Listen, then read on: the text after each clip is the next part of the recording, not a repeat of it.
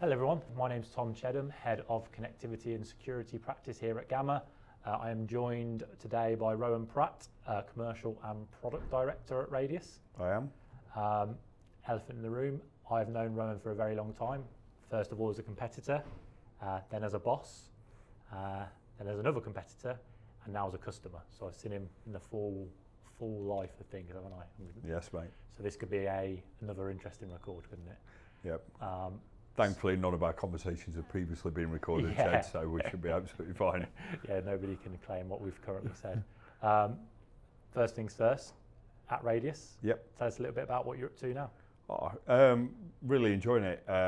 It's coming into what is a mobile-centric business, and really being able to look at what is the opportunity within that base, what products can we take, what the customer needs, and what can we do in terms of like cross-selling, upselling into that base, as well as just like looking at what we can do from a new business. So no surprise to you, come in and moved at a little bit of pace. So in the 5 months I've been here, we've launched 4 new products, and if you ask my team how many have we got lined up for the rest of this quarter, they will tell you 4 more.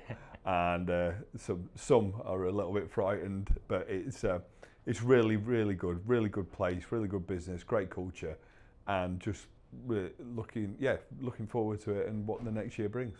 It feels like you must. If I didn't know one of those months was Christmas, I'd be like, why was it 5 and 5? Well, I'm a bit gutted about this January as well, to be fair, but we're going to get there. So I think we might. Yes, one sneaks out of January to the first week. I've got 2 coming in February instead. So yeah, we'll be all right. The average will boil itself out. Oh yeah, mate. 1 a month. What's it? And obviously, outside looking in, Radius big M&A guys previously. Yeah. Is that been a challenge coming in here and all the different bases putting together? Has it been good, interesting, different from where you've looked at it before? Yeah, I've never been to a business that worked in a business that's. I mean, we've done 13 M&As. That's what I mean, yeah. I think I've been fortunate in the sense that I'm coming into the back end of that. So one of the things that is, as we both know, like data's key, right? Whenever you're doing all of this, so really surprised at how good the data is. Oh really? Yeah. It's usually the way around, isn't it? Actually, like people like the data these guys had before. Yeah, like how do you amalgamate all these into one system? Like I've got that data. The data here is phenomenal, and I think we're at the end of it. But it's just, and it's created ultimately the role that I do now didn't exist. Yeah. So it's how do we take that M&A? What has been the strategy behind it? What do we do now in terms of to make the best out of what we have, but offer the customers the best solution that they need, and they're across different verticals, they're different sizes, they're across different mobile networks. So it really is like looking at what is the opportunity for us, but more importantly, what technology do those customers need? And that's where I've come in, reflected on what the gaps, what do we look to need, what do we look to fill those gaps with, and trying to get also one step ahead. I think, being in the roles that I've done in the past, and we've spoken about it, like what does the next iteration of that customer journey look like? Yeah. I hate the word journey, but I can't think of another word of describing it. Pathway just sounds weird and rubbish. But what does that look like? So, and I think that's how if you talk to that customer about their technology evolution, they're going to stay with you. They're going to do that, but we need to make sure we're able to articulate what that looks like by being a Radius customer. So, it's a challenge, but I think we all know like organic growth is, it's an industry struggle, right? But the opportunity we've got here is got a massive base of customers, really happy customers. They want more from us. So what can we do there while we're also looking at repeating that and looking at new logos and all that other good stuff? So it's a great opportunity, and like M&A always has its piece, but I'll be frank, I've come in at the end of it, thankfully not in the middle. So I've no hospital passes on that as far as I'm aware. All the hard work's been done. Because the thing is, like you say, you've got 15 different companies all come together, all their customers are on different technology journeys, to quote you here. But those are 13 different companies who probably have 5 or 6 different vendors to them. So people like myself, and they've all got their own headspace of this is where our product roadmap is going. You need to follow this. And to have 13 times 5, I can't do the maths quick enough, but it's a lot, isn't it? But it's more than that, not just hosted, connectivity.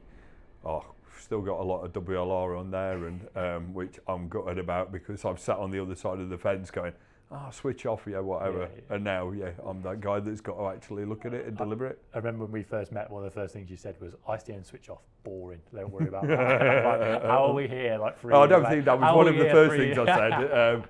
I hope it was a little bit more interesting than that. But 3 years later, we're still talking about it. We could be talking about UC and converged comms and fixed mobile convergence. But it's a little bit scary now. So that's another world as we all look at the challenges around like revenue and margin degradation. How do you replace that? There's challenges, but I've always said like challenge equals opportunity, right? Yeah. So let's give it a good go. Which is fair, isn't it? Extremely fair. Radius, obviously you come to Radius before you were working, I'm going to say working with me. We were working together. So you knew the SafeWeb proposition from the other side of the fence. Yeah. Obviously, and at the time, me and you probably spoke a lot around what SafeWeb is, what the cybersecurity is. And when I say a lot, we probably spoke about it at least 4 or 5 times a day. Now that you're on the other side of the fence and you can actually speak to customers, not that we didn't before, but actual end users, what's their feedback around kind of cybersecurity in the market? Obviously, we spoke a lot about WLR3 there, as much as it's boring. Yeah, I don't want to talk about that. From a cybersecurity point of view, obviously we see a lot of that as much as we see ISDN switch off. But one of them's feeling? Yeah, one of them's way more interesting, and one of them, I think, the heightened talk about it as I've always said, like, consumer behaviour will drive inevitably business behaviour as well. So whether that, when you talk about the effects of what's happened with Land Rover, what happened with M&S, it brings it more to the forefront of their minds. In people's minds, as opposed to it's just a conversation it's just something that people talk about. I don't really know what it is. Yeah. So when that now transfers into your consumer mindset, then it's into your business mindset. It raises it. So, customers are talking about it. So what? What does it mean to them? And I think having a product and something and to be able to have that conversation and offering, talks about it's us fitting in with what are the technology that our customers actually need. So if we're able to have that in there and customers are talking about, people just, it's like you need a myth-busting approach to what does cyber mean for customers. And ultimately, from our side of things, they want to know what it means, where are they at risk, and what do they do about it, not just for them, their employees, but as a business. That they're as culpable, and it's more emotional to them than it might be to the guys at M&S or Land Rover. They're asking and wanting to know what do I do? How does it affect me? And even, obviously, M&S and JLR have probably done a lot for cybersecurity marketing this year, more than any cybersecurity company probably could have done, haven't they, really? Because it's brought it to a lot of people's minds. And even though the threat is the same, do you think they still need to be out on the lookout for like if you're a small business where Radius deal, and obviously I know you've got some enterprise customers, but say a fair percentage of is SME, do you think the threat is the same for those guys as it is the bigger guys, or do you think it's a general thing for everybody to be worried about? I think it's even more heightened. If you look at Radius Group as a business, we have a 150 strong IT team.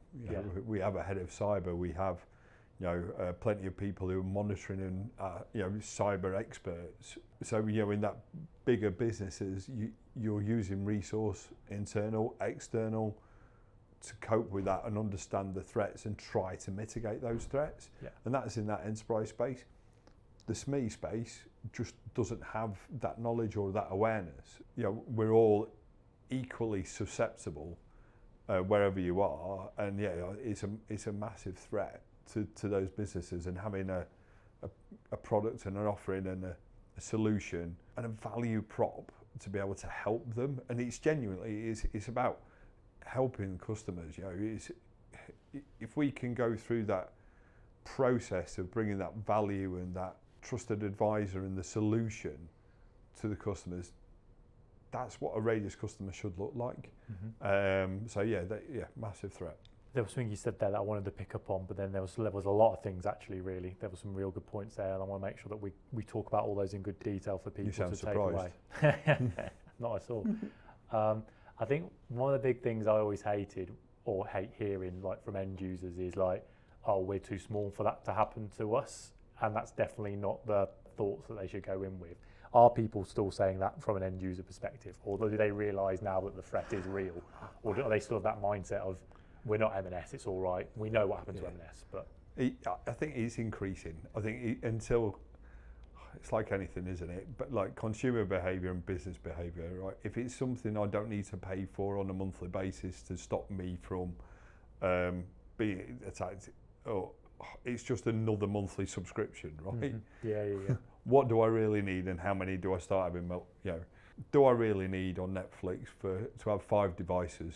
No, But when the kids are really whinging and nagging, then yes, I do. It's worth paying that amount of money. I bet a lot of people have upgraded over December for that. Yeah, mate, 100%, right? But you get my point. Not the best comparison, but it's like, until it's real or until somebody's at you and start doing it, then yes, you're going to have to do it. You've got to do it. But it's a put it off, right? But if you put it off, the dangers are real. But I don't think we all want to move into the world of fear selling. It's more education and awareness, and that's got to be constantly done by the vendors, hopefully not by M&S or JLR going forward, but by the reseller community as well.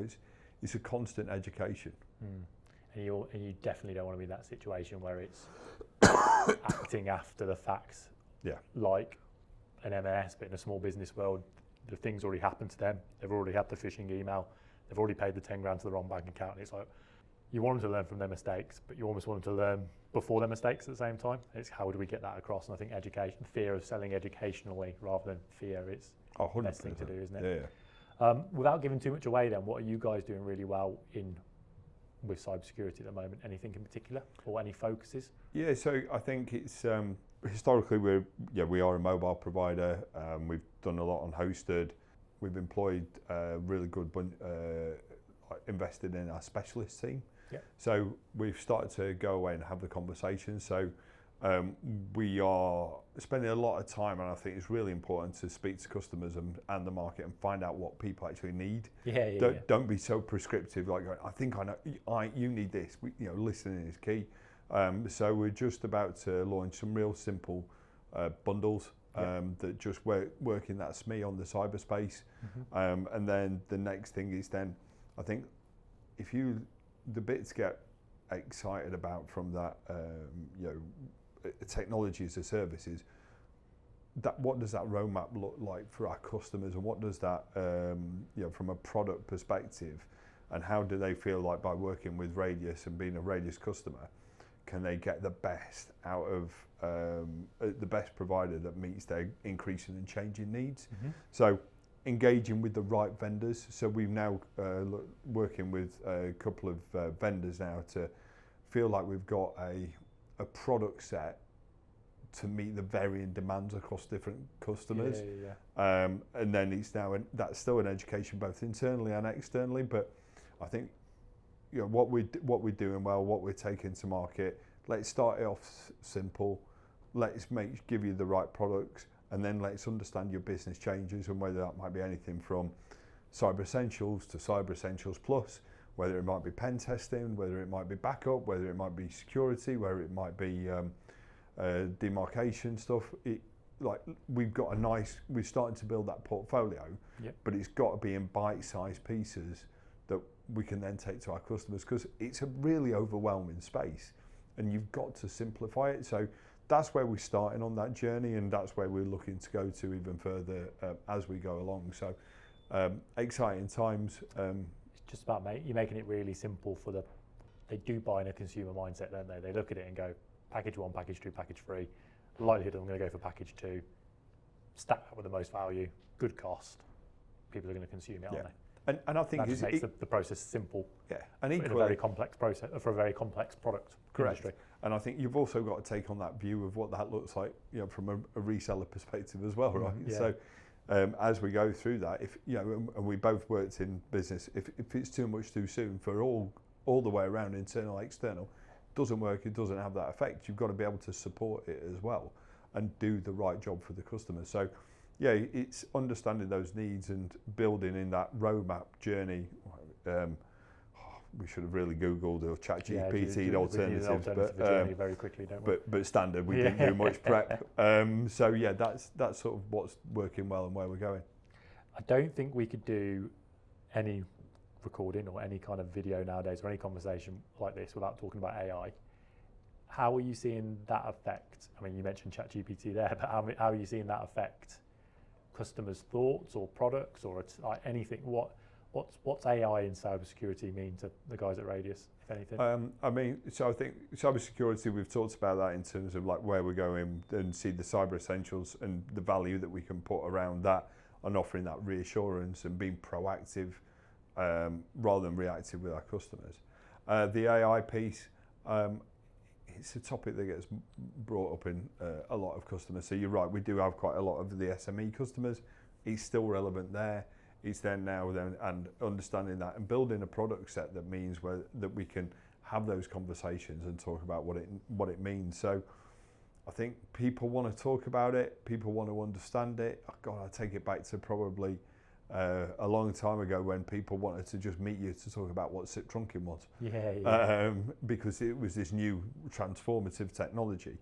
People want to and find out what it means for their business. So again, it's about how do we simplify that. I think, is it agentive AI now? Yes. That's how. I think I know what you mean. Yeah, I don't know. That's the next iteration. So we're seeing it there, and it's conversation. And I think it's going to be more over the course of time. It'll be a conversation opener. It'll be education. It could be the reason you get and it could be a reason why you find that is the best solution. But I think it's clear to find out, every business is different. So what could AI do for you? What's the financial benefit and the efficiency benefit?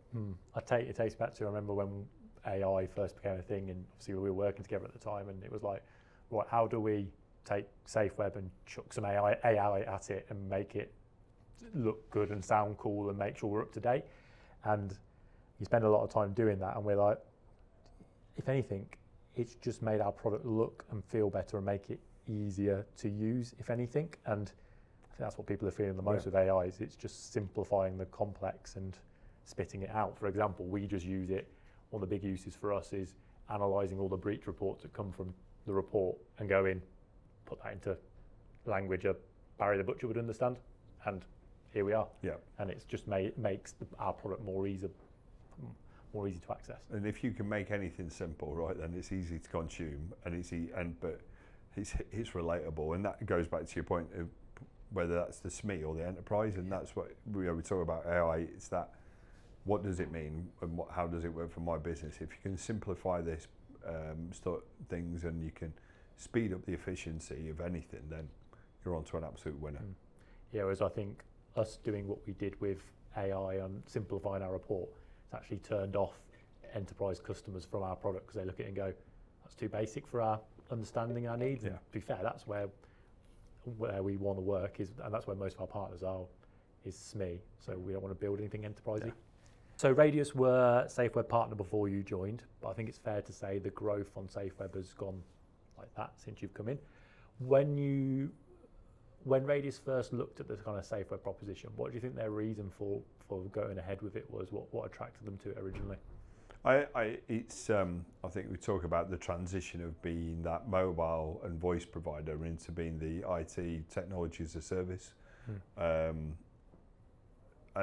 this seemed like it was a good step in that direction. It starts us off on the trajectory. Yep. It starts to make our customers aware as well of actually we're able to offer these services, and we're able to offer a value add proposition in not just in from a voice and mobile and connectivity, and a bit and some and we do a bit of IT at the moment, but we need to accelerate that growth.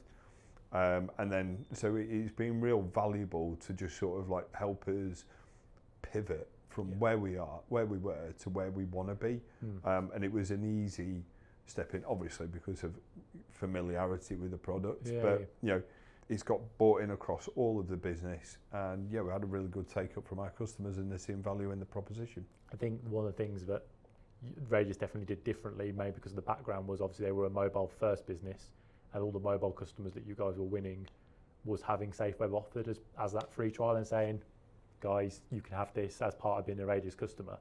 And that just increases the stickiness, hopefully from your point of view as that customer, but increases the stickiness from our point of view, because they go, okay, we'll take it as it's like the do you want fries with that kind of sale. They had it at the same time, and it just makes it all extremely sticky and hopefully increases the value for both of us. 100%, and it also again creates the upsell opportunity for us as we go down the line. Yes. So, you know, one of the things that I'm working on for next year is like, what does that customer journey look like?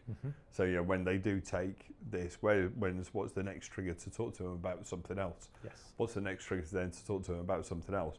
And building up a product roadmap that all gives those customers the options to make sure that we're providing them with the right technology that fits their business. Other than introducing cybersecurity to your customers, has SafeWeb solved any other problems, challenges for Radius? No. Fair enough. Because that's exactly what we're trying to do with exactly. Done. And that's as simple as it is. You might want to cut that one out, but no, it's just... I can edit that one. But no, if it is... The thing is, the original goal was we want to introduce cyber to our customers, and we want to be able to... we offer cybersecurity. SafeWeb does that. Brilliant. It's not meant to do any more. It ticked the box, and it starts the journey of where we want to be. Is there any feedback from customers that you've had that you think is worth sharing, that is interesting stories from them? It's always good to hear word of mouth. Not as yet, I think, because we're still, we've been going now for about a good few months. But I think the next part for us is to engage our IT specialists more proactively in speaking to those customers about their needs, about what it is that they're looking for, and what else we can do to help them with the information we get from SafeWeb and Candio as to where the gaps and what can we help to fill as we look to take them proactively on that IT journey. And is there, obviously we've been onboarding Radius probably for like almost a year now because of all the different things that we've done, changed, different trials, A/B testing. Out of all of that, is there anything that you guys have learned that's particularly worth sharing with us or even our audience, and that you've learned that you've gone, that worked really well, focus on that? I think and we work collaboratively really on the comms side of it, so I think the comms out to your customers is vital, because ultimately you're setting the expectation about what it is that we're trying to do, what are the benefits of that, and I think like anything, data is key, right? So I think we were relatively quick in the end of being able to do that, but the data and the information and how you segment that and making sure it goes to the right customer is key, and the comms are spot on. Yeah, and I think some of the stuff that you guys did where we were like, right, this is the type of customer we want to deal with, price, experience, all that stuff, the better we can make the campaign to actually end the end user and make that product feel really relative for them and engage with it. Yep. So SafeWeb Plus includes dark web monitoring, phishing simulation, incident response, privacy toolbox. What's been, out of any, been popular with your customers, and which one's been the one that you always focus on and speak to people about? I'd take the two out of those. So it's been the dark web monitoring and the phishing. Yeah. And again, I think that relates to the fact that those are more topical. Yes. And they're more front and centre. And things that again that are being talked about, so they see the value in those things, and the alerts that they get to advise them of what's going right, or what's going wrong, what do they need to rectify. Those have been stand out in terms of value, not that the other bits aren't. No, but I always agree. Whenever I speak to partners, I always think it's a 1-2 punch. The dark web report goes, this is what's wrong. Phishing simulation, it doesn't necessarily fix it. We offer the advice within the dark web report to fix it, but the phishing simulation goes, well, this is how you can train people to spot a potential cyber attack, activate this. It's really simple and easy to use. There's no setup from you guys, there's no setup from the customer. It's a click of a button and they can have phishing simulations monthly, daily, quarterly, depending on what they need. So it works really well. Is there anything else that you'd think, from our point of view, that you'd change about the tool itself? Is there anything that you've seen that you think, what would be really cool if you guys did that?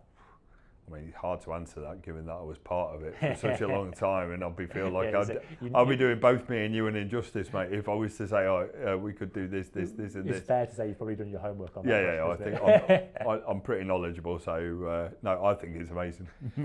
So final question kind of there, and then we'll kind of got some other stuff just to talk about, but the future of Radius and cyber, where are you guys focusing next? Is it the bundles? Yeah, those out to market. The bundles will go out in February, okay.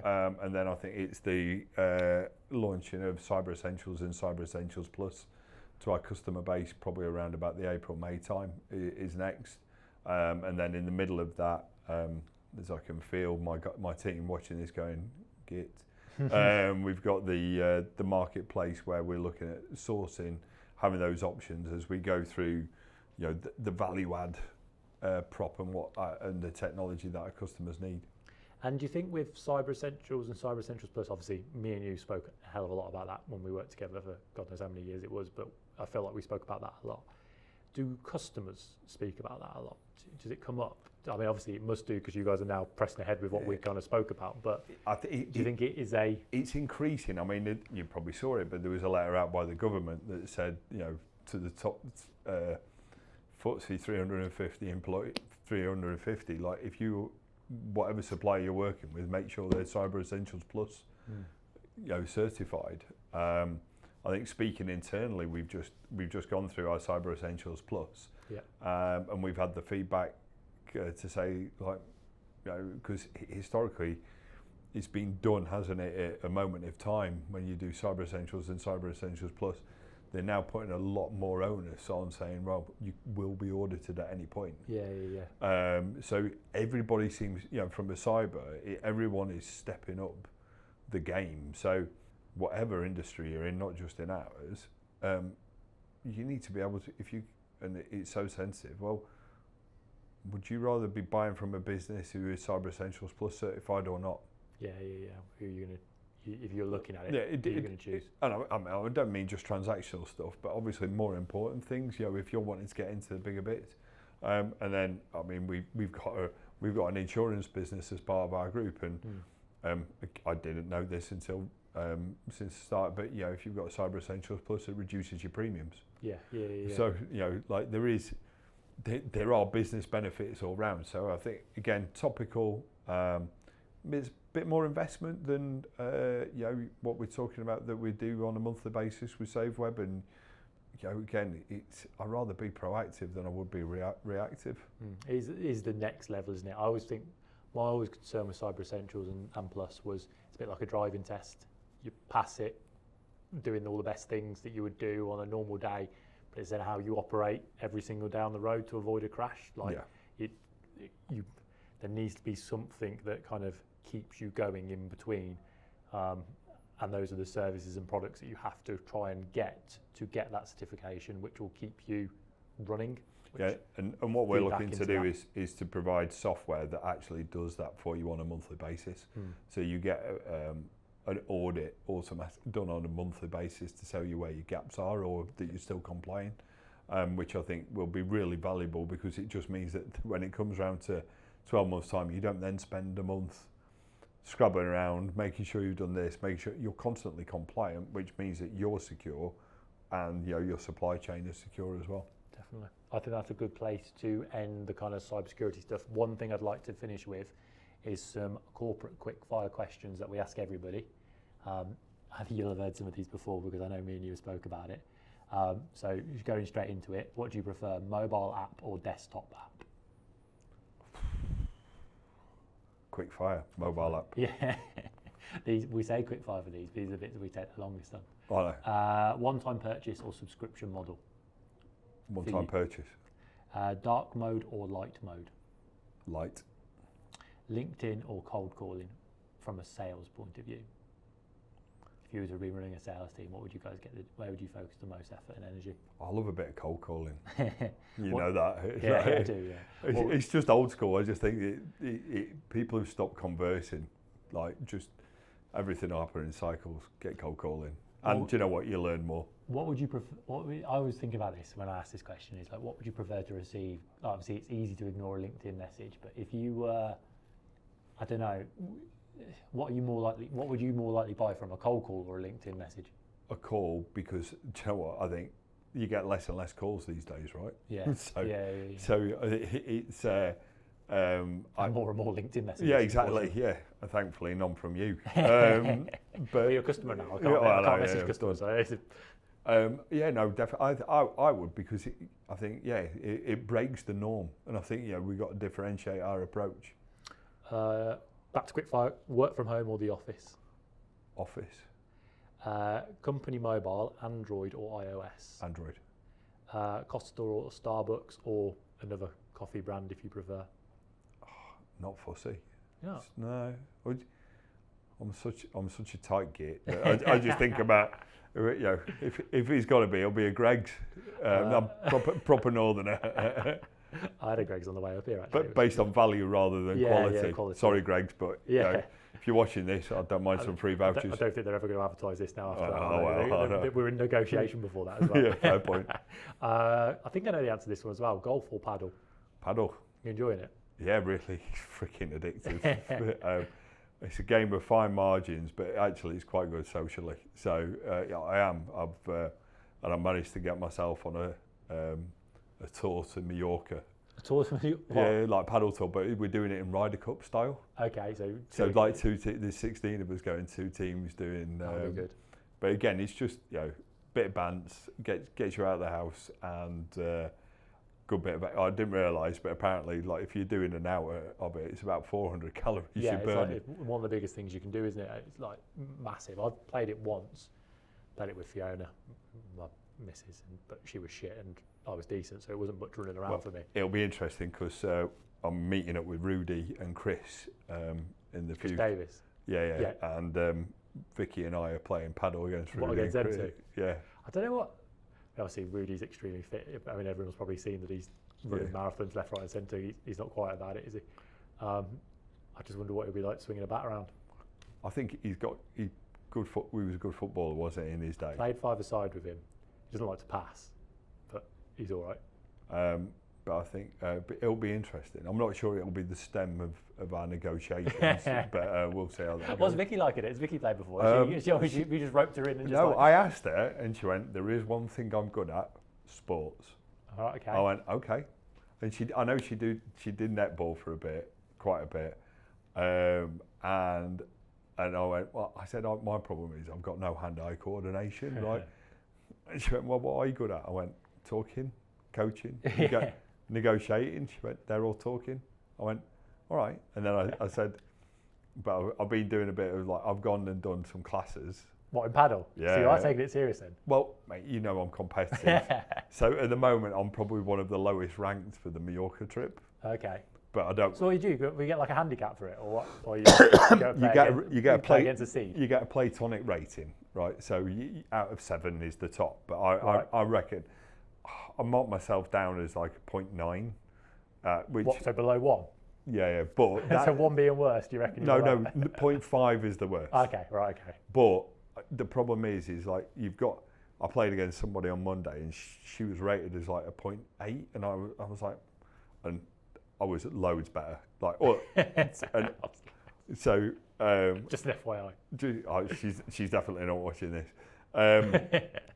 And so I don't know. It's hard unless you go and play competitive games. But I did one competitive game, so I'm on a WhatsApp group where you can just join because there's a place just 10 minutes down the road. So is it purely paddle? Yeah, purely. Well, no, there's a tennis club as well. Right. Okay. But the paddle is bringing 16 times the revenue in versus tennis. Wow. But it's owned by Joe Root. What, the place from the court, is it? Yeah, and there's Cameron Dawson, who's a Sheffield Wednesday footballer, Joe Root, and then another sports person, and they've just opened it up. But he's making that absolute, we worked it out. I think they're making revenue-wise, it's $2,500 a day. Wow. Plus they make the money from the coffee, because they have like, they've only got 3 courts. So, 3 courts and 1 single. They send a WhatsApp on the WhatsApp saying like availability for the next day. It's like, we've got 1 court at 10 o'clock in the evening free. So mate, you would really enjoy it. And it's less taxing than golf. But yeah, and I'd like to see your TC Plays Paddle Instagram channel. I might get a few more likes. I don't know. I can't be any worse at paddle than I am at golf. So Mate, I think if you're good at golf, you'd have a real if you're good at it, then you'd have a really good chance. Yeah, I mean, I enjoyed it. Like I say, Will plays a lot, doesn't he? Yeah, but Will like. But he's good at it. Because I was like, "Where's Will up at Comsford?" He was fucking playing paddle, and I didn't even know they had a court. I was like gutted, and I wish I'd have known. You what? Do they have a court? Yeah, they've opened it up, but yeah, so it's a new one. Oh, okay. Not when we were there, but he's. Yeah, but I'm going over. But it's like I'll go and play for like 4 till 5:30 on a Sunday. But there's 8 of us playing. So it's just a bit of a social. Just like a bit of a social. Yeah, yeah, it's good. Final question. Go on. Can't believe that was a good bit of paddle. That was. I could go on for ages about that. Favourite. This is my favourite question as well, by the way, out of all these. Favourite UK service station. Oh, makes people think this one. Is the farm shop one at Gloucester? Yeah, that comes up a lot. That does. Do you know what Although I do feel fleeced every time I go there. I like eat. That's worse than going for lunch at Prep. It's how much it costs. You definitely are over that when you complain about that. Yeah, like even there, I do go there, and then I avert from the Greg's just over the road. Yeah. But that is what I was half betting whether you'd say like the first one as you come out, like once we've done the Glen Eagles trip. That first one back into normality as well. It's the same people, isn't it? Yeah. There's the one before, isn't there, which is like the first sign of normality. I always push myself to that second one. The farm one. Because I just think it's too soon to stop. Yeah, I've always... More from a bladder perspective. This is probably the best advice I think I've ever received in the comms industry was from you at my first time at Glen Eagles, and I'll talk directly to the camera for this, was when you go up, fill up before you arrive. So when you leave on that Friday morning, you don't have to get petrol. Because that's the last thing that you want to do. Yeah, you just want to get gone, don't you? You just want to get gone. The last thing you need is stopping at a service station. Get everything you need prepared as you arrive. Yeah. That is the best thing. Be prepared to leave. Yeah, as quickly as possible. Because there's that petrol station, it fleeted you just before you go turn off, isn't there? Yes, it's a shower one. Yes. Because I went there last year. And I was like, right, I'm done. So that was good. I never ever go on. I'm always ready to go. Like everything's ready to go. Friday morning out there. Oh yeah, mate, you'd have been proud of me this year. I had a couple of full bags of gifts. So I was on the receiving end, wasn't I? So I was happy days. Right. I'm going to end it here because we can carry this conversation on for a very long time. Thank you very much for joining me, mate. I really appreciate that. Pleasure. Thank you everybody if you've watched it and got this far and heard 40 minutes of paddle and 10 minutes out cybersecurity. Cheers. Thanks for joining. Thank you.